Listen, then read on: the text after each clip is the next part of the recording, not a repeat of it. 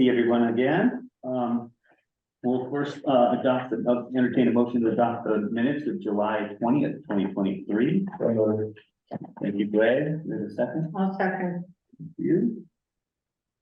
And another roll call vote. I'm so sorry. I apologize. I meant to do both of those at once. I'm on day 12 of COVID, and I'm sorry. We'll have to go through that again. I also couldn't see who made the first. and second. Well, Greg made, or Gil made the motion. And Michelle seconded. Okay, I'm sorry, folks. That's okay. We'll do this again. Okay, Ashfield. Yeah. All right, Bernardston. Yeah. Okay, Buckland. Yeah. Charlemont, not here. Coleraine. Still here. Conway, not here. Deerfield. Yes. Irving. Did Irving say yes? Yes, he did. Yes. Okay, thank you. Gil. Yes. Okay, Greenfield's not here. Hawley. Yes. Heath. Yes. Leverett's not here. Leiden. Here. Yes. Yes. Rather. Minutes. Yeah. Montague. Is he gone? Yes, now I'm here. Okay. All right. And Salem's not here. Northfield. Oh, Yes. Salem's here. Although New Salem arrived. Okay, great. And Orange. Yes. Yes. Yes. Okay. Yes. Okay. Andrew hasn't arrived. Shelburne, no. Shutesbury. Yes. Wendell. Yes. Waitley's not here. Jay. Here. Oh, yes. Yes, here, yes. James. James still not here. And Emily. Yeah. Okay, we're all set. Thank you. Thank you so much. So the Burcott Council has 11 new counselors this year, with 7 more joining us since we last met. Our newest members are, and help me with the last names if I have them wrong, Orderly from Bernardston, select board members, so welcome. Scott Bastrash and James Loyne from Irving Select Board. Richard Topper, a New Salem Select Board member, Matthew Fortier, Orangetown Administrator, Executive Secretary Brooke Scholda, and Administrative Assistant Donna Butsky from Rowe. So welcome all. If you're not familiar with the FERCog's work, we recommend you review our website here to gain a sense of the scope and depth of the agency's programs and initiatives. You will receive a packet of orientation materials soon if you haven't already. Personnel Committee is, needs at least 1 new member still. 2 would be better. The committee is working on thoughtful and interesting policy work. Yet participation on the committee is not a heavy lift. So if anybody would like to lend their expertise to that committee would be great. Our next meeting will be on January 25th, 2024, for budget consideration. There's a snow or technical difficulty date of February 2nd. So hold that in case we need to. And then we'll meet again next year, April 18th. So that is all I have. I would pass it over for the executive committee update. Kevin. Thank you, Trevor, and good evening, everyone. The executive committee stayed engaged in succession planning, which will be a continuing ongoing process for some time to come, with the transition of many staff to retirements in the foreseeable future. Peggy Sloan, 30-year FERCog planning director, retired early this month. I believe that probably everybody in this room has been touched by her work through our zoning bylaws and master plans primarily. Peggy will be missed. We wish her well. In September, process took place involving a group of staff, some executive committee members and regional planning board members to go through the hiring process and make a recommendation for Peggy's replacement. That resulted in the recommendation to the executive committee, which was unanimously endorsed, resulting in Jessica Atwood, who I believe is here tonight, being appointed as the new planning director. Congratulations, Jessica. Jessica brings a lot of experience and a knowledge of Franklin County to the table. Again, the theme of succession, Andrea Woods will be the next member to leave. I believe Andrea will be retiring in December. She's the chief procurement officer and will be hard to replace. That will be an internal process, Linda, I believe, to make that hire. And is that right? What do you mean internal process? Is that your hire? You do that hiring, Yes, right? yes. Okay. Yes. We have developed a newly created deputy executive director position, which has been advertised, and then I believe we're in the process of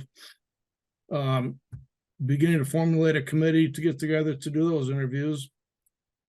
There'll be quite a bit more tonight on succession planning under item 7 I see on the agenda, which will touch on the executive director process in more depth. In other business, Jane Pierce was elected to the role of committee clerk, and we approved the Holshire Road order of discontinuance, moving the road to the ownership of the town of Orange, which I believe will allow them to do some much needed infrastructure improvements. Thank That's you. it. Thank you. Thank you very much. Executive Director update, Linda? Oh, that's me. Yeah.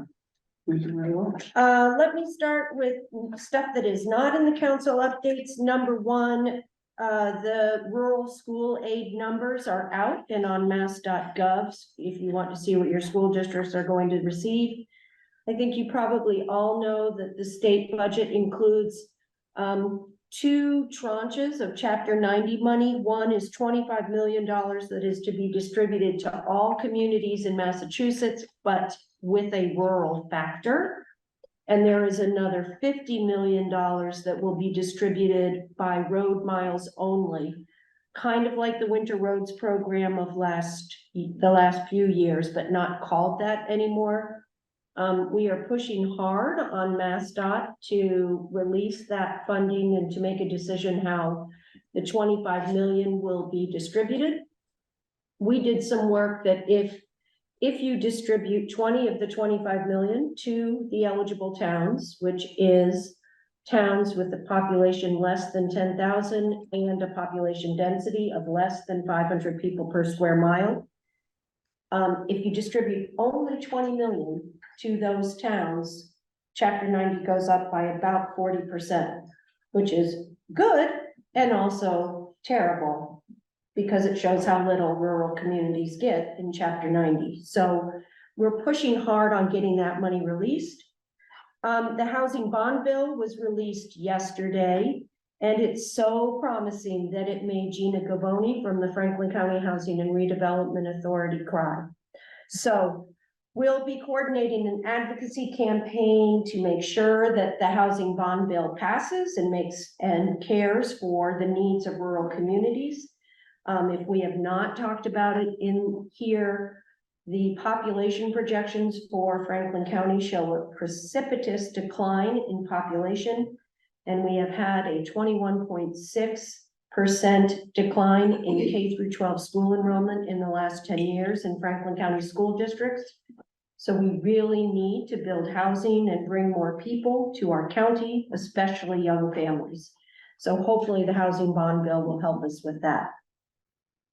In other timely news, today, the Federal Funding Office was formally created by Governor Healy. It will be part of administration and finance. The big news announced today is that the governor has set aside $750 million to act as match for municipal projects seeking federal funds. And so that is huge. As a reminder, We have received extra grant funding to assist municipalities with writing grants, especially federal grants, so let's bring as much money to Franklin County as we can. Thanks to those of you who attended our event at Berkshire Brewing Company with Ann Goby. Right. That was good fun. Northern Tier Passenger Rail Study, public hearing, public meeting is next Wednesday, Thursday? Thursday, the 26th at 6 o'clock. I've received 2 previews of the presentation and will tell you that the ridership numbers look good. And the cost does not look extreme, especially in comparison to Boston to Springfield rail. And so while there will be an enormous amount of advocacy required, it's not dead, which is great. Under climate resiliency and land use, we've received funding to do a regional complete neighborhood grant, and this grant is going to look at zoning and permitting barriers to housing production. Please be on the lookout for a currently embargoed announcement of a grant that the COG has received to really push that project further within Franklin County. And we are working on a stormwater management toolkit for unpaved roads that's going to help our town highway staff evaluate road segments that are problem areas for erosion and falling apart. We are also working to bring the new transportation secretary out here to talk about the dirt roads program, to talk about the need for a dirt roads maintenance program coming out of MassDOT, to talk about our micro transit program, which is being used as a model across Massachusetts, etc. So when that is scheduled, I'll let you know, because we are going to try to do a bus route to show her what transportation infrastructure in Franklin County is like. Phoebe will be launching the age-friendly action plan on November 16th, and that's really a recognition that we are an aging population and we need to care for our seniors, but all people, to think about ways that we can help them age in a healthy and safe way. So that launch, I think, is at GCC. Right here in this room. Oh, in on this 16th. room. You'll be Okay. formally invited momentarily if you haven't gotten it yet. We are running some COVID and flu vaccination clinics. Please go to our website for dates, times, places. And most of them are going to occur at senior centers, where you'll have the opportunity to participate in the health equity survey. But those health equity surveys will also be available. They're on our website, and there are a whole bunch of other places. Jessica is working on a rural downtown district management project, really recognizing that village center economic development is challenged by the lack of capacity in our communities, and trying to come up with a model that is sustainable and helpful for our communities. So we'll keep you informed on that one. We have not yet received the contract for the pagers. Remember that we got a federal earmark of $400,000+ to buy pagers for all communities. Have not received that contract yet. We have also received a federal earmark to look at police regionalization. We have also not received that contract yet, but it's getting closer, because they're telling us of all the paperwork that we have to submit, which we have successfully submitted. We have successfully gone through the required training sessions, so hopefully those contracts are coming. We did find a new vendor to provide MAFCO service, so MAFCO, Mohawk Area Public Health Coalition. So our emergency preparedness staff will refocus their efforts on really looking at the COVID after action report and thinking about and working with all of you to improve emergency preparedness and response for Franklin County. And then I think, oh, no, you've heard Andrea's retiring in December. We've posted that internally. Has that been posted externally as well? Posted externally, and we would love to talk to anybody who might be interested. Even the smallest bit interested, please see Bob. Please. It's a loss for us, so we really need to replace that position with someone good. You have a pulse. And welcome to Jessica. Yes. Thanks, Jessica, for being our planning director. Thank you. Do you, Appreciate the opportunity. do you know everyone? This is the COG Council. I think that's all I have. Great, thank you. Planning board update, Emily? Yes. Hi, everybody, I'm Emily, we haven't met, I live in Deerfield, but I'm a regional planning board rep. Welcome to Jessica, of course, you've been with us for a while anyway. Just a couple notes here, the nomination and vote for new members was postponed because last, meeting, the quorum was not met, so stay tuned for that. Great presentation at our last meeting by Megan Rhodes on the microtransit, situation, really great. Folks aren't familiar, I highly recommend looking it up at the FRTA website. It's called FRTA Access. It's kind of like an on-demand service, a little bit like Uber, except you have to, the demand is so high that you have to schedule it in advance a little bit, but it's a really great service for the community. And hopefully we'll get some support in the future as well. EPA site assessment award, I can't remember if this was announced at our last meeting or not, so, Probably, but we have a good job, contract Jessica. now. We'll celebrate it again. So the site assessment award was announced again, so there's 500,000 that municipalities are invited to submit sites for consideration for that review of the brownfield, potential brownfield. And that's my. Thank you, thank you so much. We have a finance committee update, Michelle. Yeah. The finance committee met in August to review fund balances and related policy options. And then in early October to review the fiscal review report, which you have in front of you. Preliminary results for the general fund for the year ending June 30th indicate a small surplus in the general fund and good results for the fee-for-service programs. The finance staff are preparing for the external audit in late November. Fiscal year 2024 is underway. Administratively and financially, our priorities for the year include welcoming our new director of planning. How many times have we been? Never enough. No. And recruiting and onboarding a deputy executive director. We discussed the town accounting program has lost 5 member towns. The program has restructured staff and expects to use roughly half of their approved budget. The inspection program retained earnings have grown over the last 5 years to a point where payments will be due to member municipalities. Amounts and timing and review with the inspection will be with the inspection program oversight board.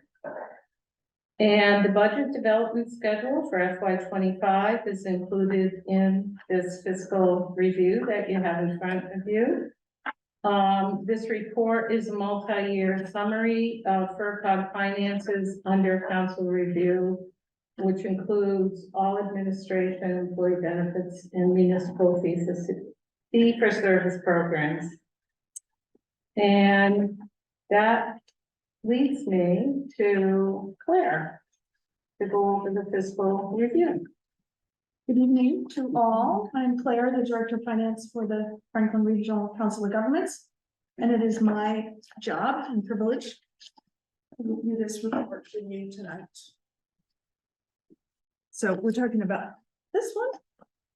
Am I on the camera? Who knows? Yeah, this one. Yeah. Okay.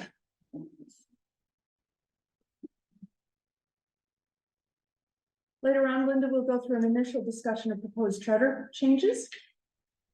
And also describe the deputy director, executive director role and hiring process. I don't know the program. Want to look at this top person. How will I know if someone raises a hand? It'll say. Okay. Goals of this report. This report was developed to summarize the agency's financial status, specifically detailing the actual expense and revenue of the year just ended, The format and content have evolved. There are more visuals and graphs used to illustrate the size of things and trends. It's a 4-year look back in all charts with current year budget. There's less programmatic review than used to be in this report, and that's because we realize there's some very good descriptions of our programs in other reports that you receive, like the council updates in front of you. And to try to repeat that information just feels like overkill here. Another goal to provide an informational base to counselors in preparation for the budget review in January. It's also intended to illustrate stability and fiscal health of the agency. As Michelle mentioned, the budget development calendar is on page 1. This is essentially a series of meetings in which priorities and trends of expense are reviewed and considered in light of resources available. Also, 2 of these dates are only penciled in. They're tentatively based on committee members being available for those meetings. The next 2 pages provide a summary of the council's work, most useful to newer council members. Any of you who would like to participate in more budget development, we can do that individually with meetings with you. Just reach out and ask for some additional help. Or of course, you can join any of the meetings listed in that schedule. This is a little different than. Is it? That's okay. So here's FERCog revenue for just last year as a snapshot. Each year we take approximately $500,000 in membership assessments. Use that as a springboard to apply for many grants and also create the fee-for-service programs.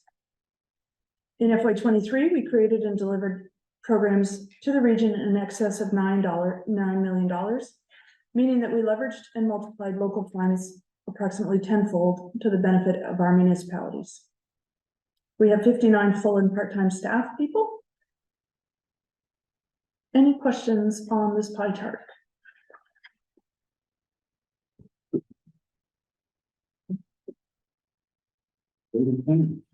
Yeah. Whoops. Having looked at the revenue snapshot, we now look at a 10-year history. The most striking feature is the spike in FY21, which was the result of a $2 million grant, the COG in radio equipment that the COG passed through to users of the Immunis emergency communication system. FY22, a smaller spike, included $1 million of radio equipment as that project finished up. FY23 actual revenue is a return to what seems like our post-pandemic new normal. We're not really sure that this is going to be consistent forever, or if this is still inflated by some special spending related to the pandemic. Total revenues are $8 to $9 million range. The orange line that runs sideways across the vertical bars defines the council budget, the portion of our work which is under your review as the council. This encompasses the fee-for-service municipal programs like accounting, collective purchasing, cooperative inspections, and all administration. The council reviewed portion of the COG finances has been very steady in this 10-year period. The growth that we have seen is related to permit revenues in fee-for-service programs. Revenues from grants and contracts are in the graph above the orange line, which has been more variable over the years, as you can see. We continue to receive grant awards from state and federal sources, roughly double the amounts we received in 18 and 19. And that change is predominantly in the preparedness and prevention space. That's the purple section of each bar.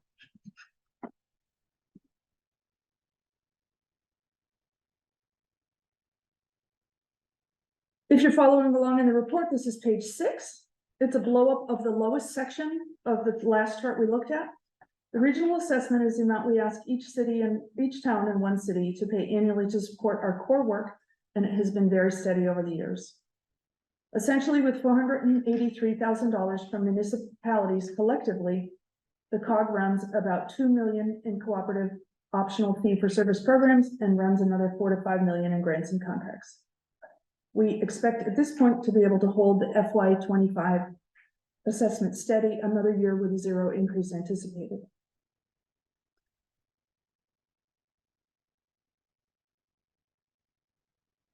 On page 7, you can see this exploded pie graph, which I just love to say out loud. This describes the categories of our general fund balance and retained earnings without the OPEB trust. The general fund balance is currently about 1.6 million, and that's the dark mustard slice of the pie. It is exploded to show subcategories on the right, undesignated being the largest, capital reserve the second largest, and then the salary and recruitment reserve is the third largest. This is comparable to your town's free cash and stabilization. If you want to dig further into these numbers, the balance sheet is on page 31. The size of type on the screen is about to get very small, so I do recommend following along in the report if you have it open. That's not that small. I've seen smaller. Yeah. I could make jokes about eyesight right now. Now we switch from summary consideration of the full financial picture of the COG to considering just the sections you see on pages 9 through 14. And we also switch to looking at expense reporting, having looked at revenue and balances already.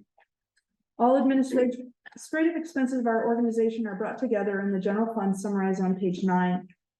The FY24 budget is in the far right column, and the 4 columns to the left are our most recent history.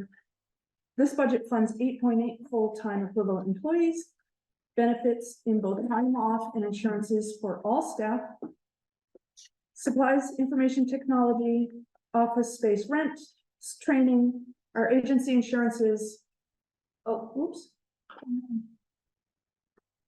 Like general liability, workman's comp, our legal counsel, and many more smaller categories of administrative expense.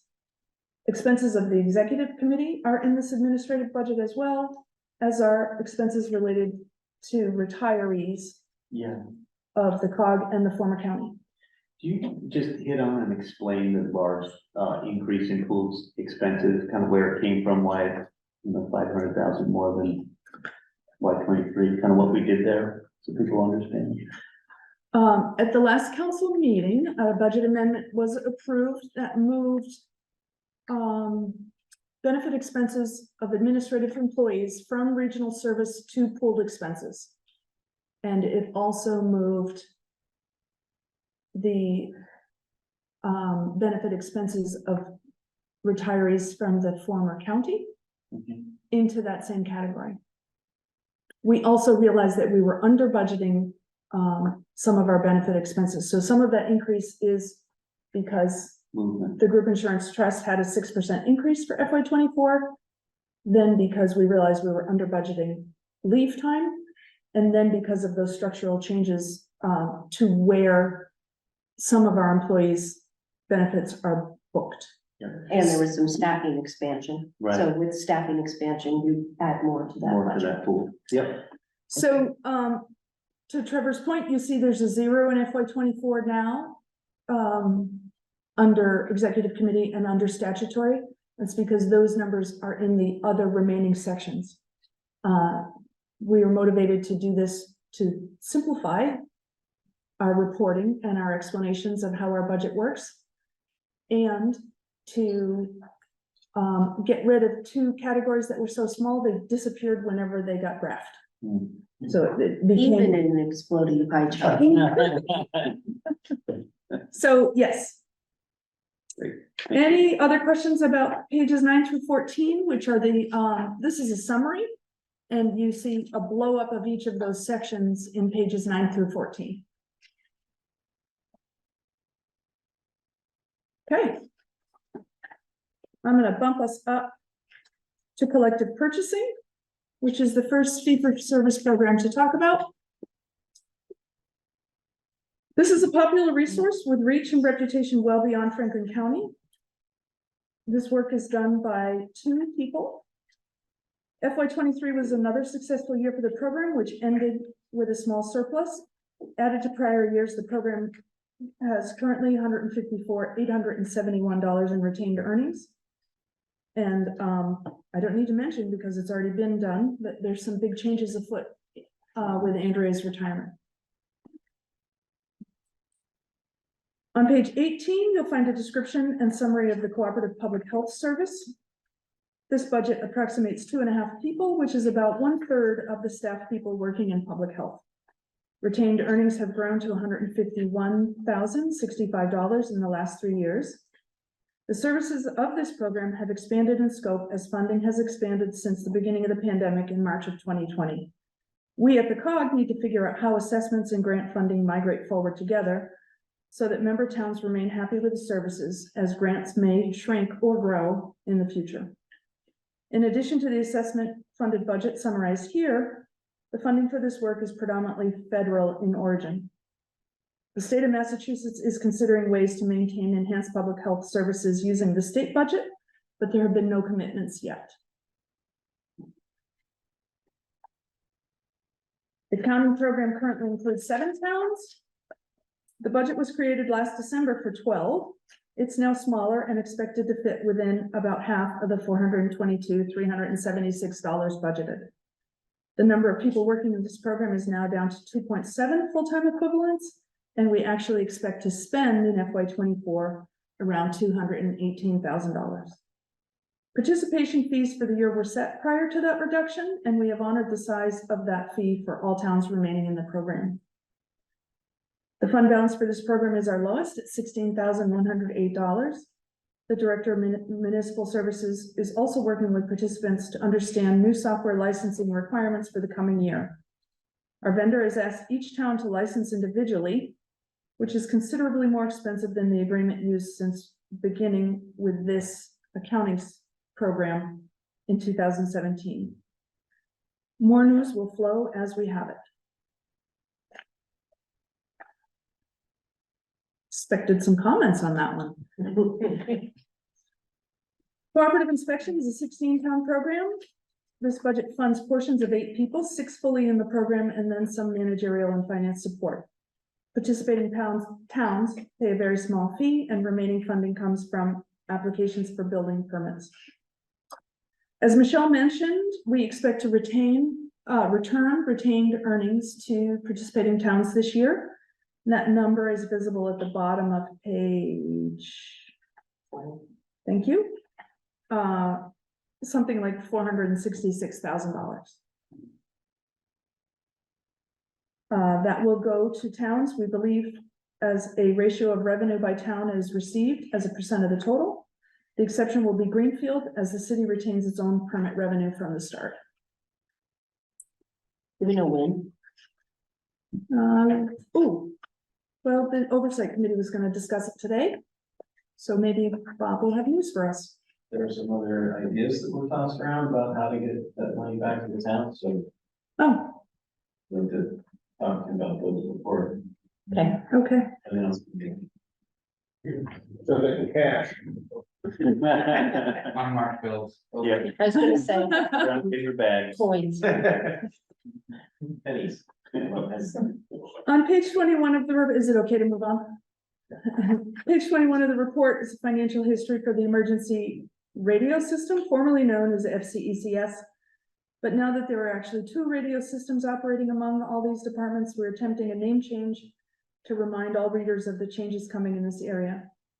The Executive Office of Technology Services and Security, owner and operator of the Commonwealth Radio System, has asked that we keep the old system running until the state system replaces all functionality. We hope this happens in the next 2 to 4 years.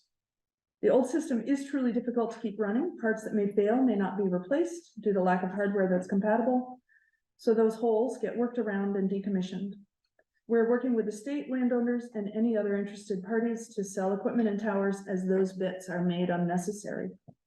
Significant decommission expense for towers and equipment is still possible, explaining the balance carried of $348,670. Is that it? I would welcome any further questions on the report. The remainder of the report has information about our grant work, our OPEB savings account, the indirect rate, and FY23 summary reports. I could take your questions now, or I can give you my email and phone. And after that, I'll pass the mic to Linda. Earlier mention of an audit being conducted. What is the timing of that and who is doing it? Our external audit, will begin in November. Well, it begins now because we start submitting them our documents.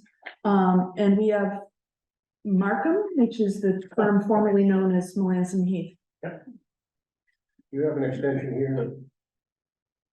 Oh, good. You've already got my email on extension. 111. 111. Steve has his hand up. Yeah, can you hear me? Yes. Yes. Okay, I just wanted to mention that we looked, when Markham took over,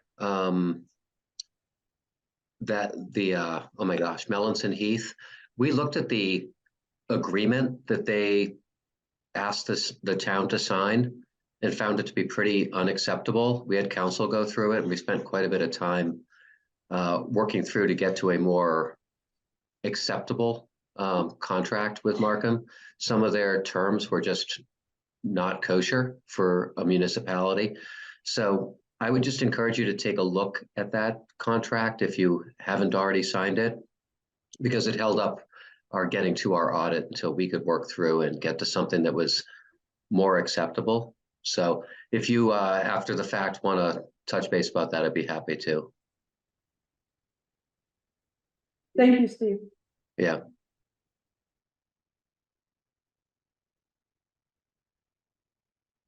Any other comments or reflections, feedback about the report? Great job. Thank you. And now we're gonna do the shuffling chair thing again. Yeah. So as a reminder, we do this every year in hopes that you have an understanding of the finances of the COG and how things work here, because at the next meeting in January is when we adopt the FY 25 budget. And can you believe we're saying FY 25? I cannot. So in the email Rebecca sent, I said that we would talk potentially about charter amendments and the deputy executive director position and give you more COG 101. We did the planning department last quarter. I thought you'd be really tired of my voice if we did all three of those, so I've limited this to just talking about charter amendments and the deputy executive director position. So starting, remember that you helped us create our new mission statement, which is to foster a vibrant, sustainable region for all and to leverage resources that promote collaboration and efficiency within our member communities. We do this by providing planning, advocacy, and cooperative services, both proactively and in direct response to our community members' needs. So, for those of you that may not totally know what we are both a regional planning agency and a council of governments. The regional planning agency was created by Massachusetts general law in 1974. There are 13 regional planning agencies in Massachusetts. We were created to serve the boundaries of Franklin County and were put in the former Franklin County government. And a regional planning agency's job is to study, plan, and recommend how a region can protect and enhance its environment, economy, and quality of life. Because we are a regional planning agency, we are eligible for several grants that are designed just for regional planning agencies, and we pursue a lot of other discretionary grants. As a reminder, part of Jessica's position, welcome Jessica, as the planning director. Part of Jessica's position is covered by our administrative budget. All of the rest of our planning staff, which is now 13 plus Jessica, 14 total, is funded by grants. A council of governments is different. Council of governments are created to provide cooperative planning, coordination, and technical assistance for issues of mutual concern that cross jurisdictional line. So because we are a council of governments, we can easily enter into agreements with all of you. We can easily provide regionalized services. We can easily help to facilitate other regional efforts. So with that, I'm starting with the preamble because every time I read it, I'm like, man, that is some good writing. So I will pause for a minute and let you all read, and when you're done, say, man, that is some good writing.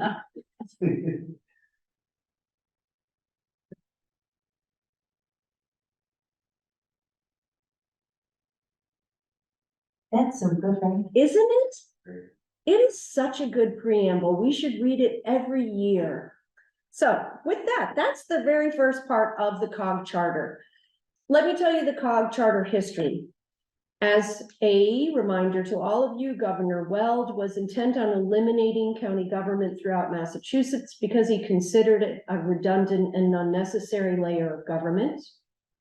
Franklin County Commission and our municipalities felt that the commission, our county government, was providing valuable services to the municipalities of Franklin County, and we were the regional planning agency for Franklin County.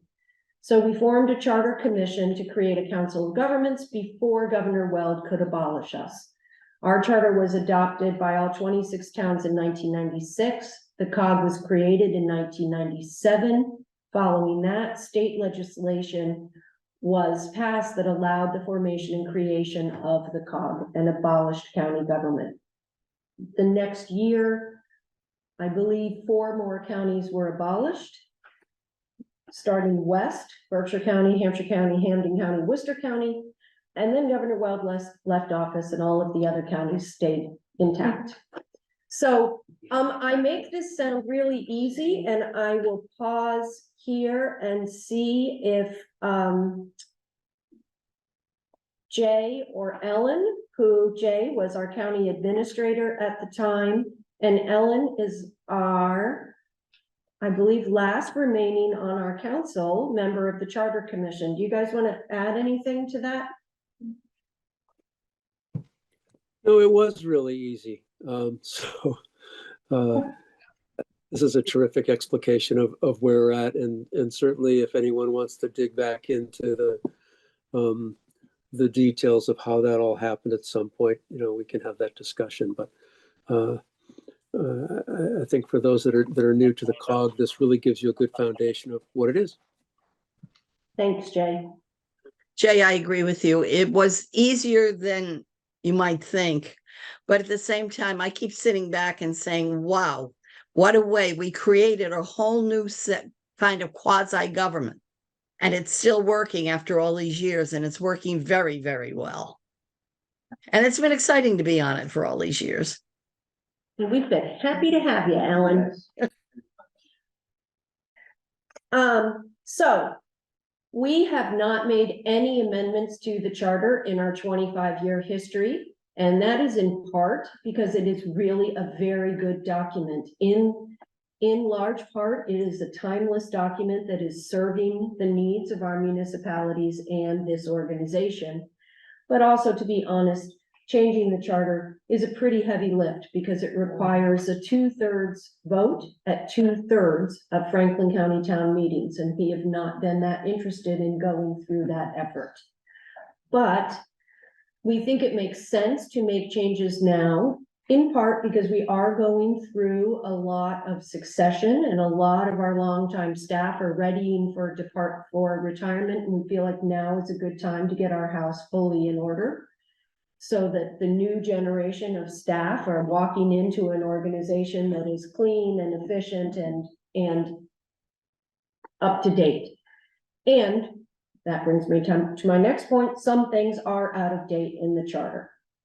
So again, here's how we do a charter amendment process. We need to get a majority vote of the executive committee. We need to get a 2/3 weighted vote of this body. And then we need to go to all town meetings and get a 2/3 vote by 2/3 of the town meetings in Franklin County. You let Andrew Baker. Yeah. So here's what we have found when we've reviewed the charter.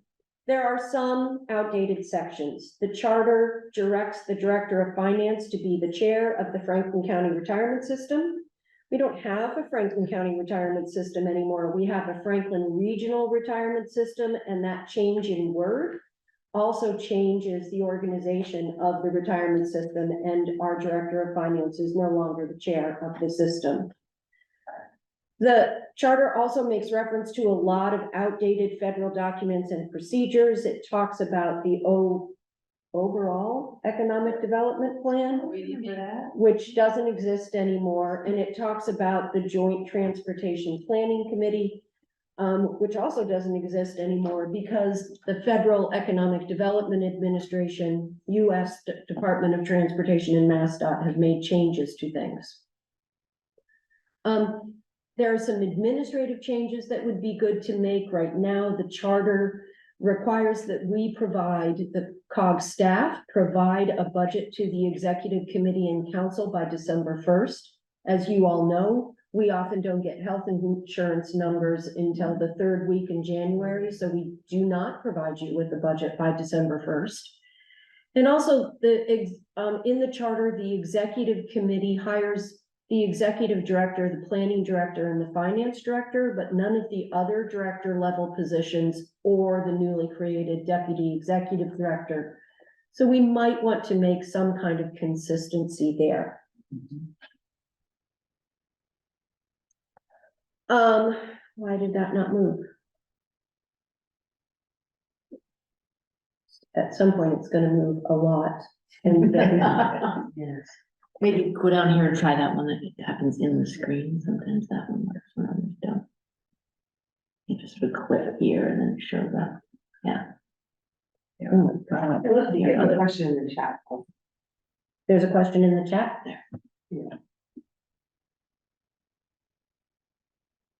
Up top, the red dot. Oh, Okay, thank you. So there's a couple more reasons for change. There's just been evolutionary change to the COG over the last 25 years, especially related to the Franklin Regional Planning Board. The charter really creates a three-part stool of power, with the executive committee acting as the executive body, the council is the representative body, and the Franklin Regional Planning Board is the advisory body. We really don't use the Franklin Regional Planning Board in an advisory role. What we have historically done over the last 25 years is if a major project comes in and threatens Franklin County, we usually create a committee of experts to help us through that. Examples are the Connecticut River Erosion Committee, the Kinder Morgan Pipeline Committee, Yankee Road Decommissioning Committee, etc. So we've really never used the planning board in an advisory role. Also, the charter requires that the membership of the planning board is all 5 executive committee members, a member from every select board, a member from every planning board, and 18 at-large members. So the planning board is actually 3 times larger than this council. And the council really is our oversight board. And so not only is that an administrative burden for Jessica, who's our new planning director, but it also just isn't, it really isn't how the FRPB functions now. The FRPB is really a place where our planning board members go for information about COG projects, new state policy and programs, etc. So this is a pretty big change. And then finally, there are some cautionary sections that are perhaps no longer necessary. This will take some discussion. There was a lot of effort to make sure that no one town could take over the Council of Governments. So for instance, the executive committee cannot have 2 people from the same town. So we've had instances over the years where a regionally elected member is from a town. There is a member of the executive committee, long-standing member of the executive committee, that has to be kicked off the executive committee because a regionally elected member was elected from that same town. I don't think that personally, and this will take some discussion, I don't think that's really necessary anymore because our regionally elected members know they're serving the region. Similarly, we have in the charter that council members must reside in the town they are represented. representing. We've changed that in the bylaws. It's not changed in the charter because we have recognized that town administrators, here's a couple, who are active and good and helpful council members, do not live in the towns they serve, but are committed to the towns they serve and are committed to helping the cog out. So we could, Sometimes just plain committed. and sometimes just committed. Could be committed. And then because there was some concern again of one town taking over, what's happening at the COG, our regionally elected members have no vote in financial matters. But oddly, our planning board appointment does. So as you may know, our financial vote totals 101% because Emily has a 1% vote that she uses well. Yes. And then finally, there are some sticky issues that should be resolved. We've had no withdrawals of towns over our years, but we've never really been able to figure out what happens if a town does withdraw from the FRCOG, from the council in its entirety, and yet we are statutorily required to still provide regional planning agency services to that town. So I don't really have an answer to that one yet, but those are the sections that we are thinking could be updated. And so I wanted to pause here and talk to you about what you think is the best path forward. Ideas that the executive committee has had is to form a subcommittee to do an in-depth review of changes that we then bring back to you for discussion, perhaps in January and April. We need to figure out a process for educating select boards, finance committees, and town meeting members. And we need to decide if we could possibly be ready for FY24 annual town meeting. I think we could all agree that this is an annual town meeting, then not a special town meeting. Yeah. So I'm gonna pause here and see if you guys have any questions or thoughts.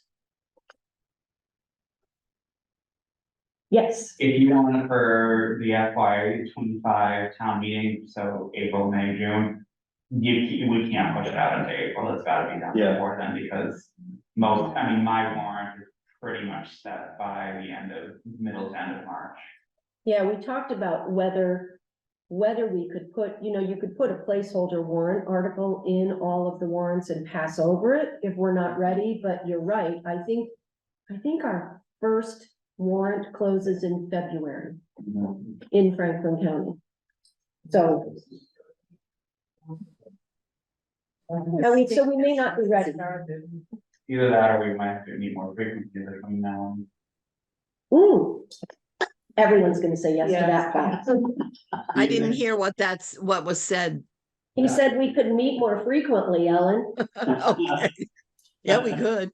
My concern is if you need your first one in February, January is going to be problematical because we spend almost the whole time on the budget. Yeah. Yes, I might be being a little aggressive with the timeline. Unfortunately, I'm afraid you are. Yeah. Linda? Yes? I mean, one question or thought that I have about it is, of the things that you've mentioned that could be potential changes in the charter, do any of them rise to the level of being urgent, that things that we really should pass in 2024? And if so, we could focus on getting a limited warrant together for the urgent things and take it in 2 steps. Or if none of them are urgent, take it in 1 step in 2025. Yeah. Given that we've not done anything in 25 years, I don't think there's urgency. I do think that, I don't know if I've mentioned that Jessica's our new planning director, but it isn't the getting the membership of the planning board, because it's literally over 100 members when you start adding everything up. That's a bit of an administrative hassle. So it would be great to change that, but we can also just deal with it for another year. Other than that, I don't think there's any urgency, Andrew. It's just really trying to get the house in order. Yeah. Steve? Yeah, I really don't have a preference for whether it's done in 24 or 25, but what level of controversy do you think the changes really represent? Most of them felt like administrative fixing. Maybe the planning board will be a different conversation, but I feel like that, you know,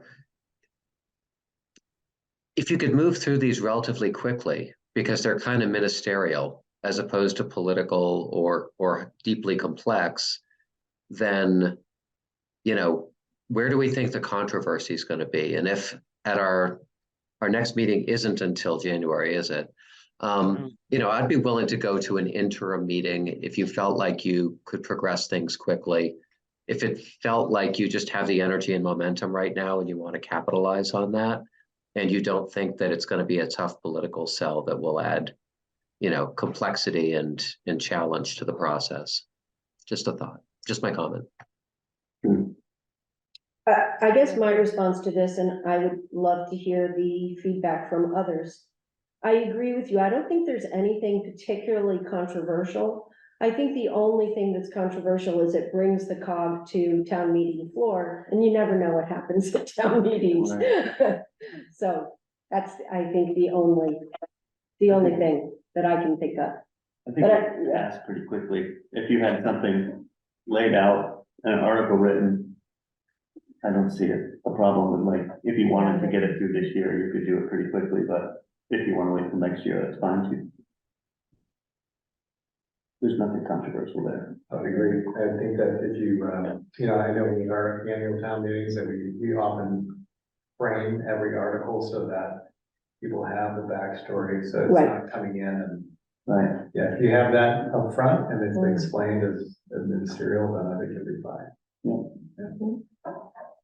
And I think even a document that just sort of, you know, this is why this change is happening, brief, but just a summary of why this change. That PowerPoint you have with just a quick explanation of what you're changing, Maybe leave out the part about leaving the FERCog, because. Yeah, right. Yeah, you can leave that one out. Yeah, exactly. Also the group change. So they- Right. If it's just a change in wording, not a change in,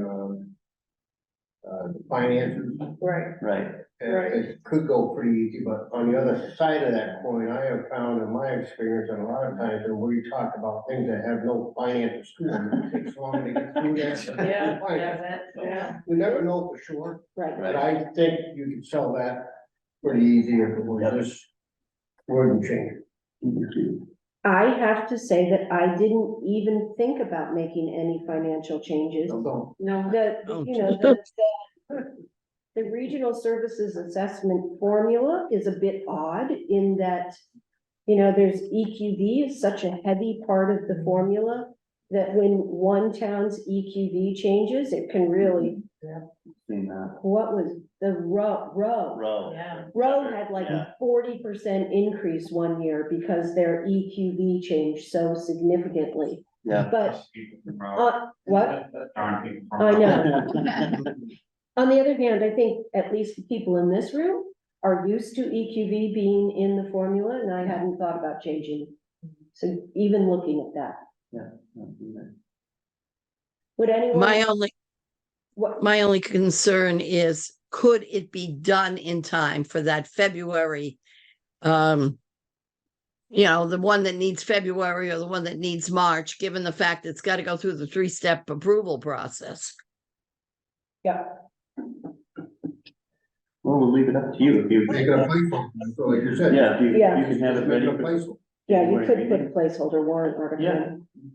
Anyone want to sit on a charter subcommittee? Look at Paul. Thank you, Paul. That's right. I will. Thank you, Ellen. Yeah. I know executive committee members will. All right, we'll see what we can get done, and with the idea if we can do it without a lot of stress and pain, we'll Yeah. do it, and if we can't, we'll wait a year. That sounds like a good There's a plan. button in the chat. Yep. There's what? There's a red mark, meaning someone has chat.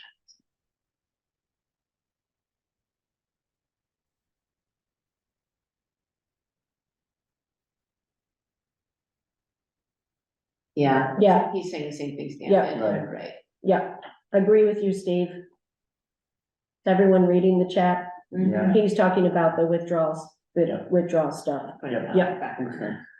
B, Yeah, just my take, the 0% raise in assessment. If that's for FY 25, that might be a good year also to do this kind of stuff, because then it's anything in the future. The cessation part, because we just had, not that this relates, but this is the sensitivity in this area, is because Warwick withdrew from the district, and that took like a whole year. That might raise some questions that would make it more complicated up here. And the planning board one needed, I think, a little bit of finessing in terms of the language, but really, as you were reading all that stuff, I thought if you could just take what you put on the PowerPoint into a one-pager, including the history of how Western Mass lost their counties, et cetera. I think it would probably go over without, she said with fingers crossed, without too much of a hitch. yeah, I agree. Right, and then I would probably be the one who would speak to it anyway, so I think it helps if the person from the town who goes to the council explains what the reminds people what the council is, what it does, and that, you know, golly, for the last 2 years, they haven't raised assessments on the towns, and it represents all these services that we get, then most people be like, all right, let's do it. I think it's an excellent point. Doing it in a year where there is no increase to the assessment is Yeah. strong. Yeah, for You're sure. getting a lot of nods in this room, B. Yeah. Gotcha. All right, I'm gonna, unless there's no other convo on this, I'm gonna move to the deputy executive director position. Any other? You need it, What? you need that. Yes, here's why, Stan. So why get a deputy executive director? We are now a staff of 60 with an operating budget of 9+ million. When the Council of Governments was formed, we had 23 staff and a budget of about 1.5 million. So we have more than doubled, not quite tripled. We have dozens of ongoing projects. And we're having trouble finding kind of the balance between internal administrative responsibilities and external advocacy efforts. We are really working very hard to, especially with the Healy administration, who seems to understand that there is a lot of historical inequity for our rural communities of Massachusetts, and spending a lot of time constantly hammering that point has been really pretty successful in the last year, especially. We feel we can afford the position because with the expansion of the organization, we bring in more indirect revenue. Indirect revenue is the part of the grant that helps pay for our organization. And we've also shifted some expenses to programs and grants as we are allowed to do. And then the role of the, oh my God, I have to keep putting my glasses on and off. What we see the deputy executive director doing is making sure that we're working hard on more interdepartmental projects and activities, which we see as a way to expand and improve and strengthen the services we're providing to our member towns. We want to make sure that the grants that we apply for are mission driven, that they make sense to apply for, that they are really pushing on the cross-cutting themes that we're working on, like climate resiliency and strategic communications and equity and inclusion.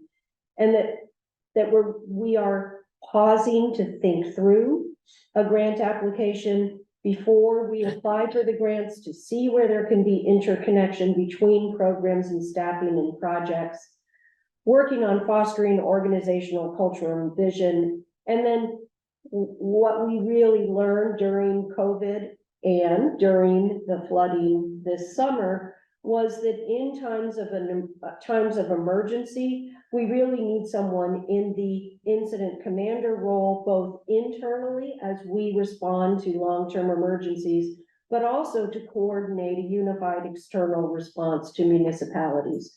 What we realized this summer is that a bunch of our staff were working with Deerfield and Conway, and we weren't being coordinated and unified in that effort, which was probably super annoying to Conway and Deerfield. So that's what we expect the deputy director to do. And we have about 15 applications so far.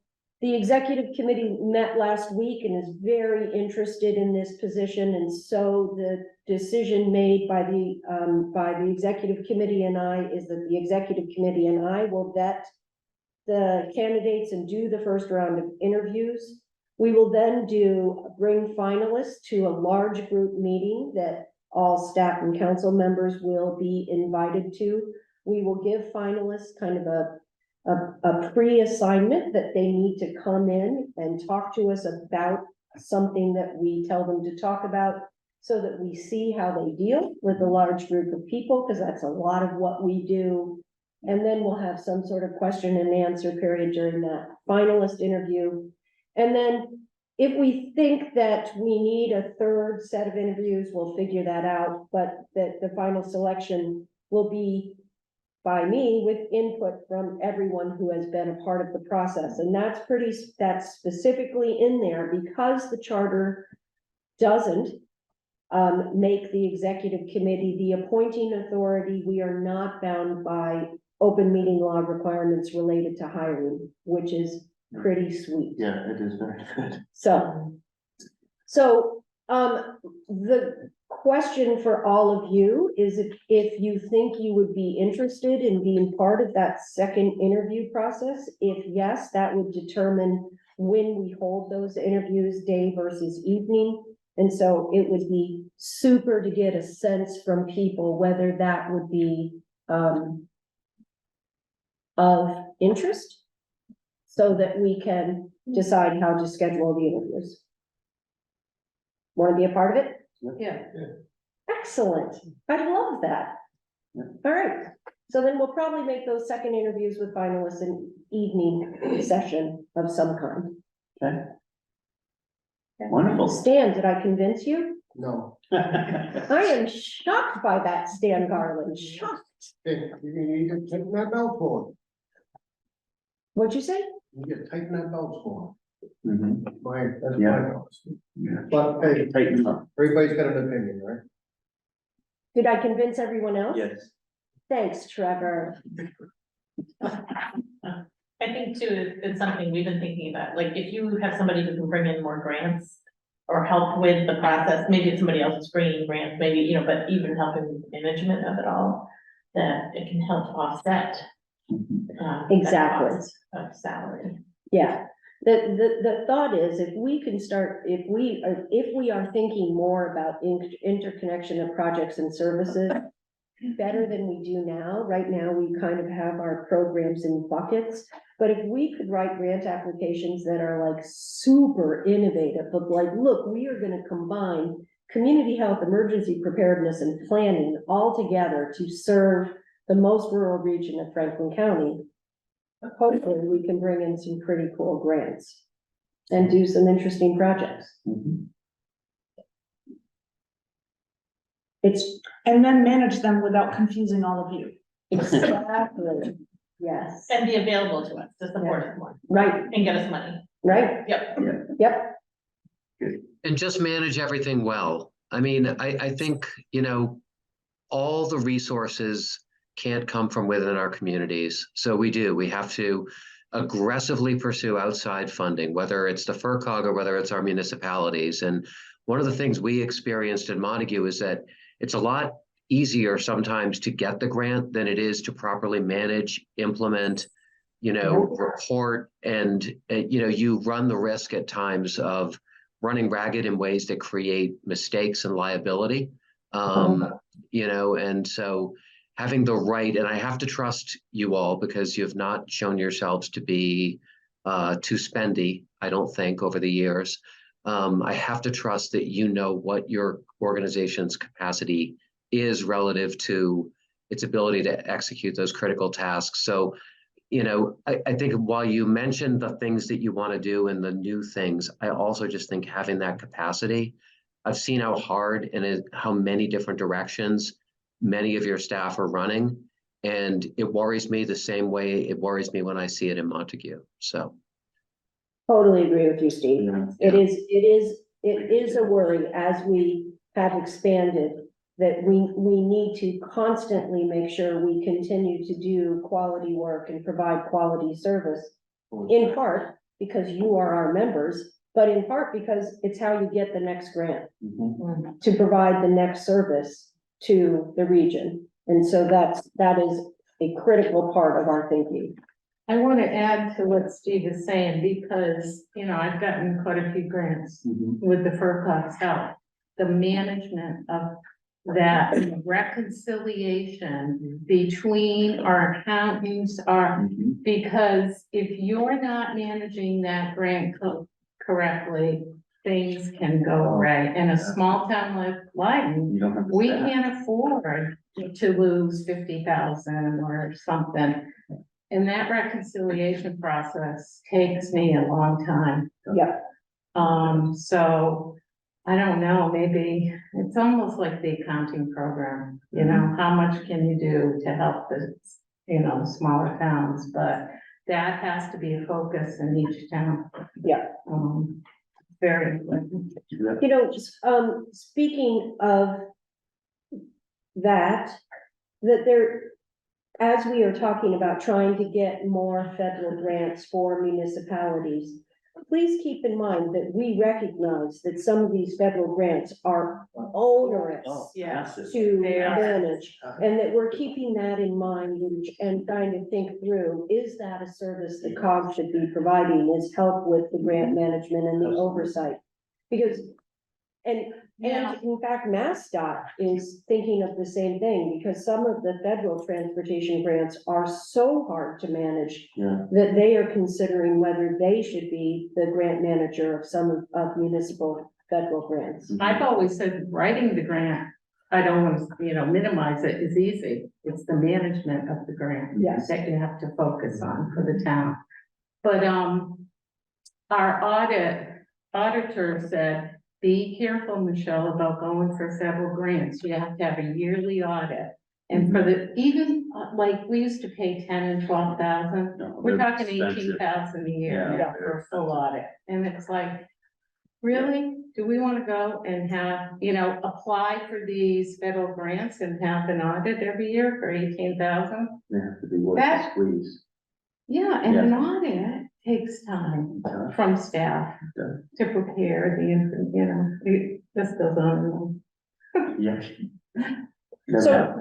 So with that in mind, when you are thinking of applying for a federal grant, do call us. We can help with the writing, but we should also have a discussion about that. And let me say in front of Claire, we should have a discussion about whether the COG can help with the management of municipal federal grants. But you should always have that threshold number of $750,000 federal dollars in front of you. Know where you are with federal dollars, because that's the tripping point for the annual audit and the single audit report.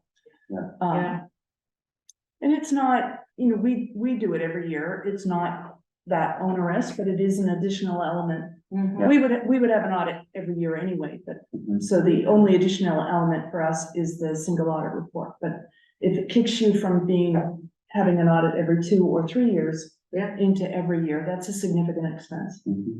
I don't even think I'd go for a federal grant under $1 million. It really is. You know, if I can get $500,000 from the state or $750,000, I'd rather go with the state. You know. Anyway. That's all I got. Unless other people have other things. Other business not reasonably anticipated? Oh, great. Yeah, I just want to make an announcement that the Sixtown Regionalization Planning Board will be, we're getting towards the end of our, for lack of a better word, feasibility study of, combining the districts of, Montague and Pioneer School Districts. Where the intention would be to combine the middle school into the Pioneer building and the high school into the Turner's building. And we have a meeting set up for November 14th at the Guild Town Hall for the 6 towns. We reached out to the town leaders, so anyone's out there online and is a part of that, in case you don't know already, that meeting is November 14th at 6:30. And it's probably an interest to anyone that's in regionalization, because we definitely uncovered some interesting things about how the state formula works when you try to regionalize 2 regions into another region, into a larger region. So there was definitely some surprises, but that meeting will be focused on town assessments. So we are finally getting to the final financial piece, where the Abrams Group is going to issue us a report for our next meeting, our next planning board meeting, which is the 24th on Tuesday. And then we'll be following up with that meeting on November 14th with select boards and finance committees to do an overview and a Q&A with them. So just, That's huge. it's been huge. Great work. Which is why I don't sign up for anything else, because. Yeah. Yeah. Great work. Thank you.